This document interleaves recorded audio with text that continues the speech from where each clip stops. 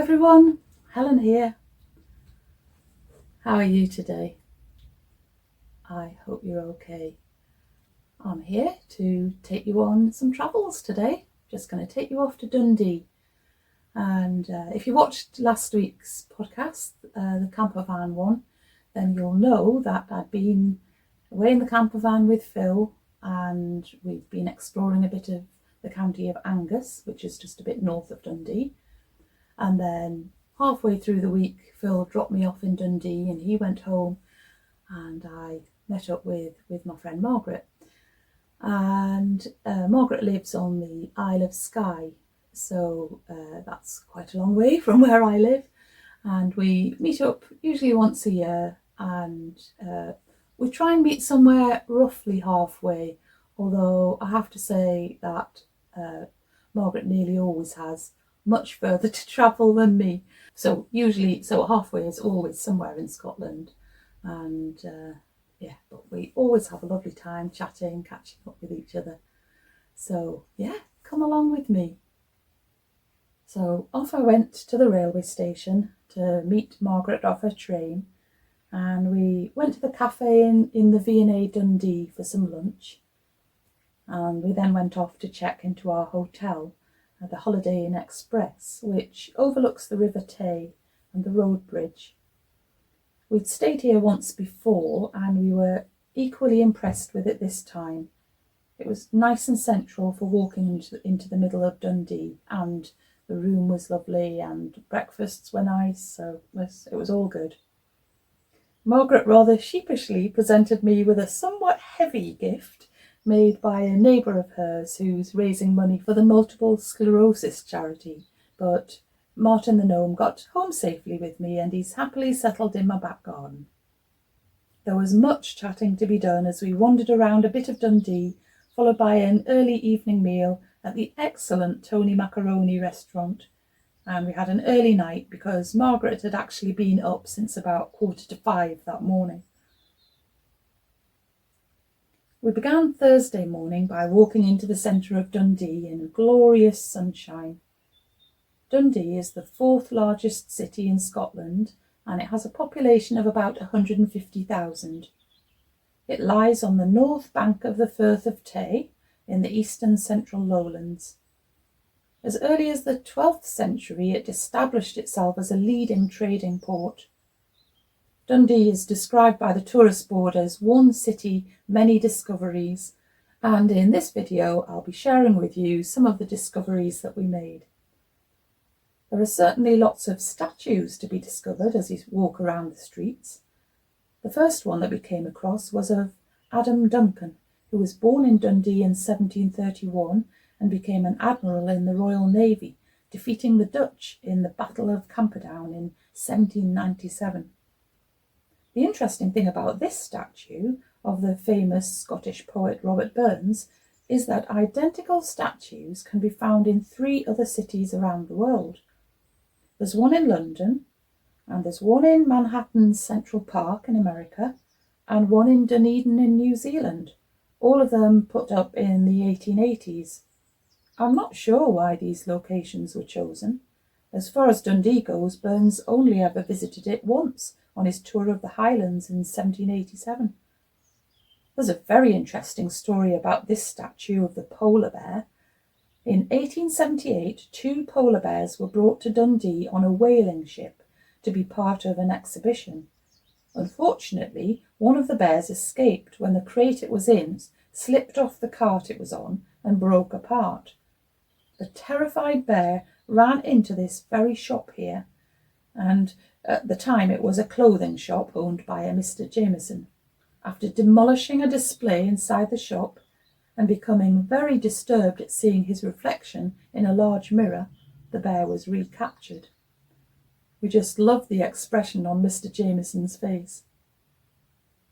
Another statue in the city has a story attached to it too, but this time a folk tale, the Dundee Dragon, about a farmer whose 9 daughters were all slain by a dragon that was guarding a well. The story does end with the dragon being slain by a man called Martin, the lover of one of the daughters. After stopping for coffee at a very nice little place, we did a spot of shopping, including at an excellent Oxfam bookshop with a very good selection of craft books. And I bought this very interesting looking book of paper projects, as well as a music book containing some Scottish songs. Walking towards Dundee's main museum and art gallery, we spotted a beautiful building that turned out to be the home of D.C. Thomson, best known for the comics that it published, especially the Beano, the Dundee and Jackie, plus the comic strips Oor Wullie and the Brooms that appeared in the weekly Sunday Post magazine from 1936 and which were an instant hit. We went through the revolving door into the ground floor of the building, where there are some large artworks based around the most famous comic characters, such as Oor Wullie, and Nasha the Dog, Desperate Dan, and of course the Brooms. These comic characters are celebrated in a series of statues on the streets of Dundee.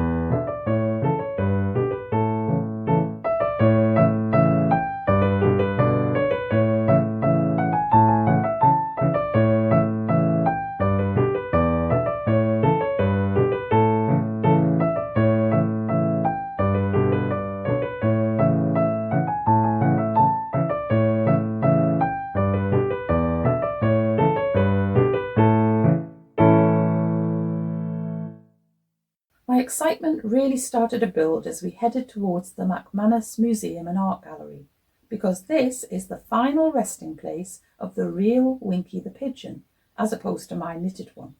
The building itself was built in the 1860s and 70s as a memorial to Queen Victoria's late husband, Prince Albert. It was designed by the famous Victorian architect Gilbert Scott. It was originally known as the Albert Institute for Literature, Science and Art, and only changed its name after refurbishments in 1984, when it was named after the Lord Provost of Dundee, Maurice McManus. Inside the museum, we headed straight for the display that contained Dundee's celebrated bird heroine, Winky, whose body was preserved and stuffed when she died in 1953 at the grand age of 13.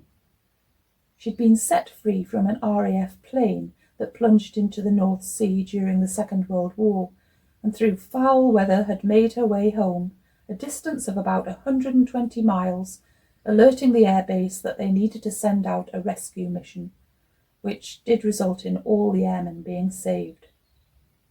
I was so excited to see not only Winky, but also the medal that she was awarded in 1943, and my knitted Winky the Pigeon felt very proud of her famous, courageous ancestor.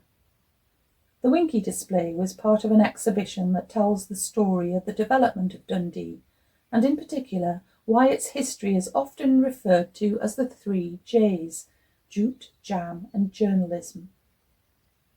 In the 1800s and early 1900s, Dundee was the world centre for processing jute, and even became known as Jutopolis, attracting thousands of people in search of work. Cox's Camperdown factory became the largest manufacturer of jute products in the world. Jute was imported from India and made into products such as rope and rough fabrics. The jam part of the 3 J's refers mainly to the success of the Keeler factory, which in the 1860s was the largest confectionery producer in Britain, and as well as jam, it introduced the world to marmalade, made from oranges imported from Seville. The successful grocery chain William Lowe began in Dundee and of course stocked many of Keeler's products. And I've already touched on the third J, journalism, when I showed you the building that houses D.C. Thompson, famous for introducing the world to all sorts of wonderful comic characters and some excellent newspapers and magazines. The exhibition didn't shy away from some of the less pleasant industries that were part of Dundee's success, such as whaling, at a time when whale oil was much in demand for heating and lighting, as well as there being a market for whale bones. After a nice lunch in the museum cafe, I really enjoyed my jacket potato with haggis and cheese, we walked to the Central Library where we got tickets for an author event. The author, Helen Mote, was talking about her new book called While the Earth Holds Its Breath, Embracing the Winter Season. It was an excellent talk, and I'm sure I'll be chatting to you about this book at some point. We returned to the museum cafe for some afternoon tea, and later we had a very light meal in the hotel before going out to the theatre to see a comedy play called Dial M for Mayhem, a story about a group of actors touring some remote Scottish islands with the play Dial M for Murder. It was a very entertaining evening. We had more exciting plans for Friday that involved Winky the Pigeon, so we set off for the railway station and took the short train ride to a place called Broughty Ferry. Broughty Ferry is a small suburb lying about 4 miles east of Dundee. There are many fine houses here that were once the home of the wealthy jute merchants who wished to live apart from the overpopulated and probably rather grimy city of the 19th century. Broughty Ferry is sometimes known as the jewel in Dundee's crown. It's a picturesque seaside town which even has a beautiful sandy beach, as well as many small independent shops and cafes. And Broughty Ferry is where Winky the Pigeon lived when she wasn't off doing her war duties. Our main mission of the day was slightly distracted for a little while, though, by seeing a shop called the Sewing Station, which of course we had to go and investigate. Although small, it was absolutely packed with hundreds of fabrics and other haberdashery items, and we felt that it would have been rude not to come away with some purchases. Margaret is busy doing an English paper piece project at the moment using cross shapes, which she brought with her on this trip, and she was looking for some more green-themed fabrics to add to it. And these are the fabrics that she chose to buy in the shop. I couldn't resist buying some things either, and so I bought these 3 different pieces of fabric, as well as some variegated pearl cotton. After stopping for tea and cake in Bowman's Cafe, where I had a very nice spiced apple scone and Margaret chose a cranberry and white chocolate slice, we walked down to the seashore in search of a very special statue.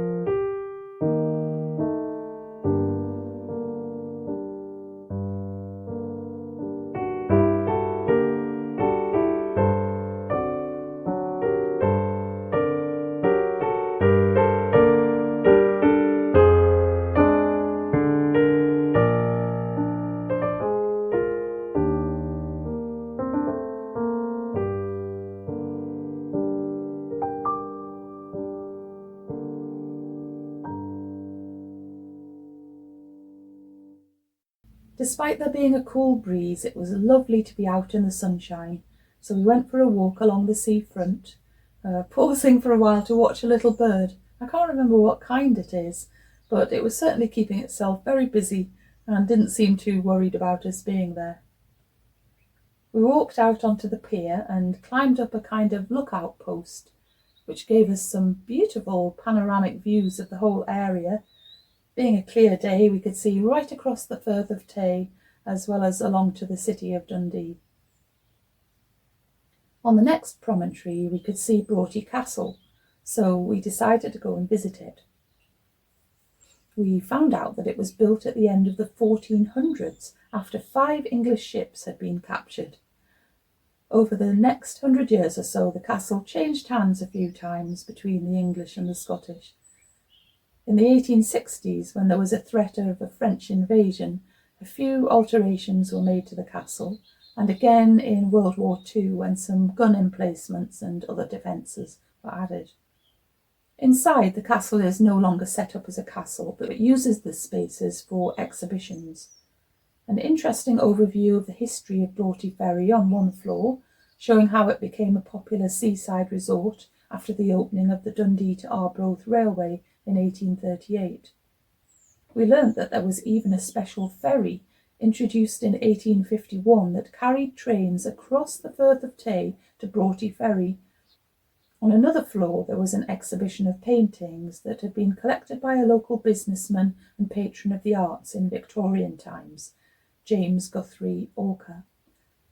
This painting was probably my favourite, reminding me of happy childhood days playing on the beach.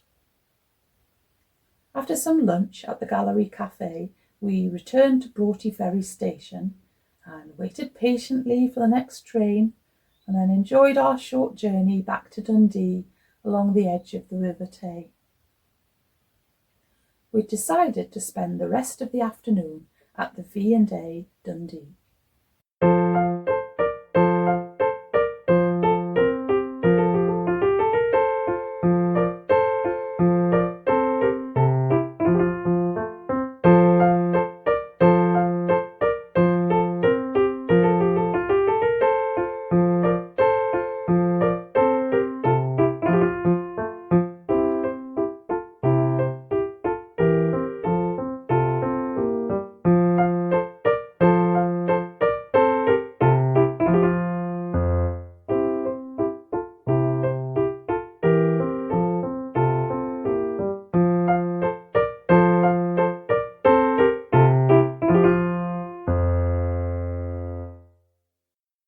It really is an incredible building. The colours and natural materials make it warm and welcoming, and as soon as you step inside, you know that you're going to experience amazing things or see things that will make you stop and think and appreciate and challenge your views. It's an extremely accessible building, and every part of the design and provision for visitors has been carefully thought out, down to the tiniest detail. I love these specially designed symbols for the accessible toilets, and I like the fact that the lift is in such a central position and not tucked away up a corner somewhere. The shop here is excellent too, containing a varied and unusual selection of things to buy.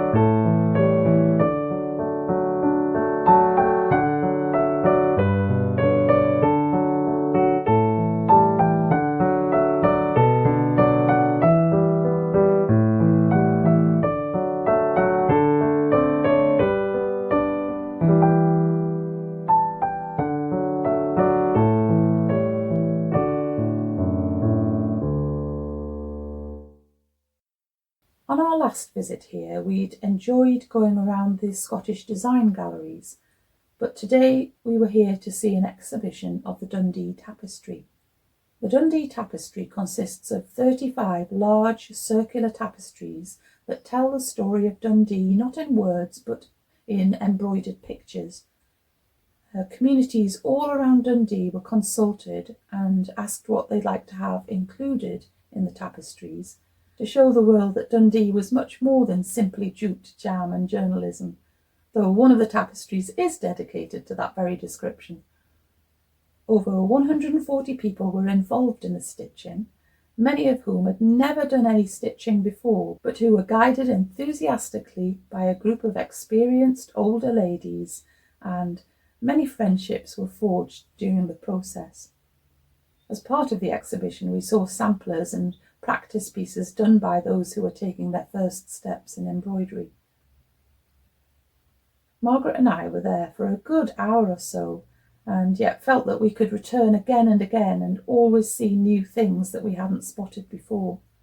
Here's just a little flavour of these wonderful and inspiring embroidered stories.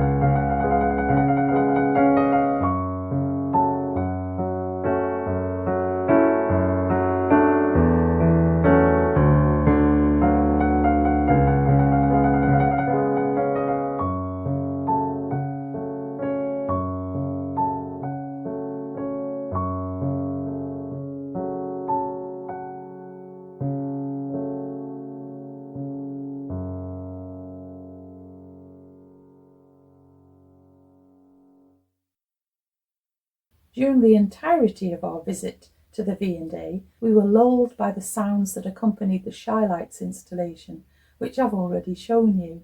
And if you want to see it again, I did upload a separate video, and I'll link that at the end of today's podcast. So it was with tired feet but happy hearts that we left the V&A Dundee, and a little later we made a return to Tony Macaroni for another delicious meal. Saturday came and it was time to go our separate ways and return home. At the railway station I waved Margaret off as she went off to catch her train, and less than an hour after that I was on my train home too, crossing the Tay and reflecting on what a brilliant time I'd had. I had a very comfortable journey home with some tasty complimentary food and drink, and my quilt-as-you-go sewing to keep me busy as the train headed south out of Scotland towards home.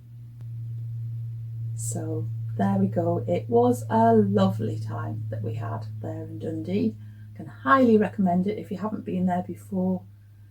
I mean, there's so many things to see and do there, and you know, if you haven't been to the V&A Dundee, it really is fantastic.